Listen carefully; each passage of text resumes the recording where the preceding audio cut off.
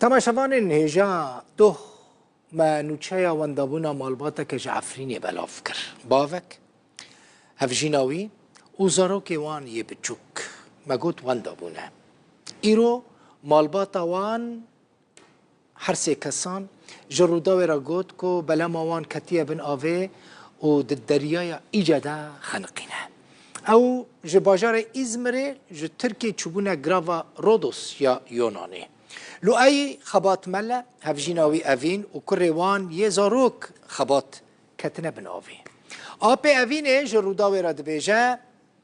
که هر سه کس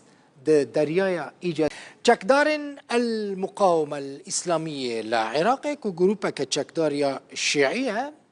لروج آوای کرسان باجار قامشلو بنگه که سربازی امریکی بمباران کرد او ایرش دو بشف به درونه که پیکات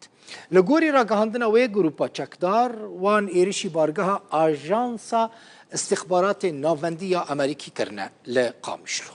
لآلی دن المقاومه الاسلامیه لعراق که من گوت گروپا که چکداری شیعیه ده 24 دمجمیران دا 4 جاران ایرشی بنگاه امریکی لکونیکو کریل دیر زوره بروکیتان بمباران کرد. جه 19 ماه دهان سال در باسبوی و نه بنگاه امریکی لناوا آخا سوری روش آوای کرسان راستی 85 ایرشین گروپین چکدار این نزدیکی ایران هاتنه.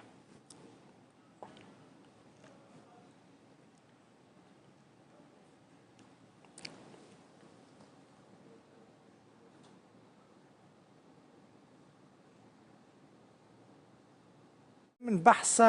هبونا هزين امريكي لعراق سوريا الروج افاي كردستان و ايرشين جروبين چکدار ين كودچنا سروان هزين امريكي كر بيگمان مجارك گلكي گرينگا دروجوا مدا دروجوا حمو دنيا دا يعمل سروي مجاري باخفن